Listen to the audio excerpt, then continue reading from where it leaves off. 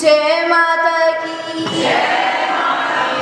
बोलो गुरुदेव महाराज की जय। सागर से भी अधिक गहराई है जिसकी, हिमालय से भी अधिक ऊंचाई है जिसकी, आसमान से भी अधिक असीमता है जिसकी, और धरती से भी अधिक सहनशीलता है जिसकी, ऐसे मेरे गुरुदेव को शत प्रणाम। जय माता की। Let's celebrate this new beginning with Guru. Let's cherish our joy and memories with Guru. The blessings of the Guru is the most precious gift to us in this life. एक समय की बात है, एक व्यक्ति था और एक दिन वह एक बहुत ही अमीर आदमी को देखता है, बहुत ही अमीर व्यक्ति को, धनवान को देखता है, तो उसके मन में ये आता है कि मुझे भी इसी की तरह अमीर बनना है, मुझे भी इसी की तरह धनवान बनना है, ऐसे ही धन जोड़ना है। तो अगले दिन से वह बहुत मेहनत करता है, व्यापार करता है और काफी समय बीत जाता है और वह काफी अमीर हो जाता है, धनवान हो जाता है। तो एक दिन वह एक और विद्वान व्यक्ति को देखता है, एक विद्वान आदमी को देखता है और बड़ा ही आकर्षित हो जाता है। उसे देखने के बाद उसके मन में आता है कि नहीं, मुझे भी इसी की तरह विद्वान बनना है, मुझे भी इतना ही ज्ञानी बनना है, मुझे भी ज्ञान की संपत्ति जोड़नी है। और अगले दिन से वह व्यापार को छोड़कर पढ़ाई लिखाई करना शुरू कर देता है। काफी मेहनत करता है, काफी समय बीत जाता है। तो एक दिन वह एक संगीतकार को देखता है और संगीतकार की मधुर आवाज को सुन के, उसके मधुर गान को सुन के काफी मुग्ध हो जाता है, काफी मोहित हो जाता है। और उसके मन में फिर से आता है कि नहीं, मुझे तो केवल और केवल एक संगीतकार बनना है, मुझे भी इतना ही मधुर गान सीखना है, मुझे भी संगीतज्ञ बनना है। उसके मन में ऐसा आता है तो अगले दिन से वह पढ़ाई लिखाई छोड़ देता है और संगीत सीखने का प्रयास करने लगता है। ऐसे ही काफी समय बीत जाता है, उसकी इच्छाएं बदलती रह जाती है, समय बीतता है, उसकी उम्र भी बीत जाती है। तो देखता है कि ना तो वह एक व्यापारी बन पाया, ना तो वह इस जीवन में एक व्यापारी बन पाया, एक बिजनेसमैन बन पाया, ना तो वह विद्वान बन पाया, ना ही वह ज्ञान की संपत्ति जोड़ पाया, ज्ञानी बन पाया, और ना ही वो एक अच्छा संगीतकार बन पाया, ना ही संगीतज्ञ बन पाया। ये देखकर वह काफी दुखी हो जाता है, निराश हो जाता है कि मैंने तो अपने जीवन में इतनी मेहनत की, एक तो मैंने अपने जीवन में इतनी मेहनत की, इतने हाथ पैर मारे, परंतु मैं तो वही का वही रह गया, मैं वही जीरो का जीरो रह गया, अपने जीवन में कुछ बन नहीं पाया, कुछ कर नहीं पाया, मेरा एम भी नहीं बन पाया, मैं तो कुछ कर ही नहीं पाया। काफी दुखी हो जाता है।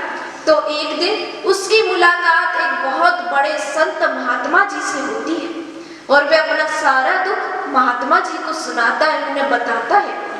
ये सुनने के बाद महात्मा जी मुस्कुराकर कहते हैं कि ये दुनिया बड़ी ही चिकनी है, ये दुनिया बड़ी ही चिकनी है और हर जगह आपके आकर्षण बदलते रहते हैं, परंतु हमें एक मार्ग को पकड़ना होता है और उसी मार्ग पर जी जान से मेहनत करके इस जीवन में हम आगे बढ़ सकते हैं। अगर हम रोज ही अपनी रुचियों को बदलते रहेंगे कि हमें ये कार्य करना है या वो कार्य हमसे हो ही नहीं सकता, तो हम कोशिश भी नहीं कर रहे हैं। अगर हम रोज ही अपनी रुचि को बदलते रहेंगे आए दिन, तो हम अपने इस जीवन में सफल नहीं हो सकते, ना ही हम इस जीवन में कुछ कर सकते हैं। हम अपने जीवन में ये भी करते हैं, हम रोज अपने जीवन में गुरुदेव को भी बदलते हैं कि अगर यहाँ पर कार्य नहीं हुआ तो हम उस जगह चले जाएंगे, अगर उस जगह कार्य नहीं हुआ तो एक और जगह है, वहां पर बड़े ही चमत्कारी गुरुदेव है, वहां तो अवश्य ही कार्य हो जाएगा। तो हम अपने जीवन में रोज गुरुदेव को भी बदलते रहते हैं, जो कि बिल्कुल भी ठीक नहीं है।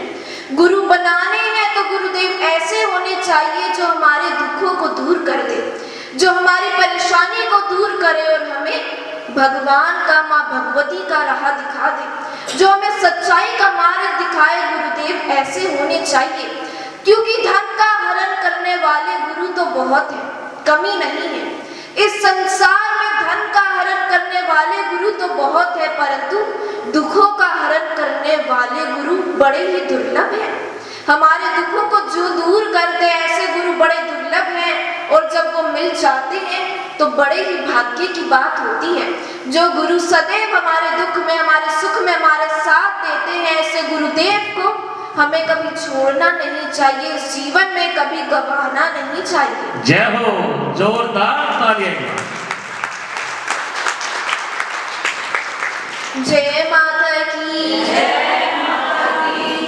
इस नव वर्ष में हमें गुरुदेव महाराज के चरणों में, माँ दुर्गा के चरणों में सादर प्रणाम करते हुए उनसे आशीर्वाद लेना चाहिए।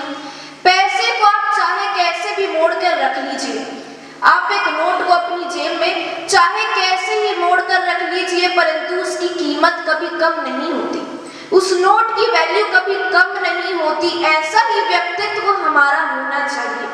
हमें गुरुदेव महाराज से यही आशीर्वाद मांगना चाहिए। गुरुदेव, हम अपने जीवन में चाहे कैसे लोगों से मिले, हम रोज नए नए लोगों से मिलते हैं, हम कैसे भी लोगों से मिले, परंतु हम उनकी बुराई से प्रभावित ना हो। जो बुरी संगत है उनकी संगत से प्रेरित ना हो, अपितु हमारी अच्छाई से हर कोई प्रभावित हो, हमारी अच्छाई से, हमारे अच्छे कर्मों से हर कोई प्रेरित हो। कोई भी कैसा भी बुरा व्यक्ति हमारे साथ हो, परंतु हमें अपनी अच्छाई पर ही खड़े रहना चाहिए। क्योंकि किसी दूसरे को बीमार देखकर स्वयं को बीमार कर लेना ये समझदारी नहीं, केवल और केवल मूर्खता है।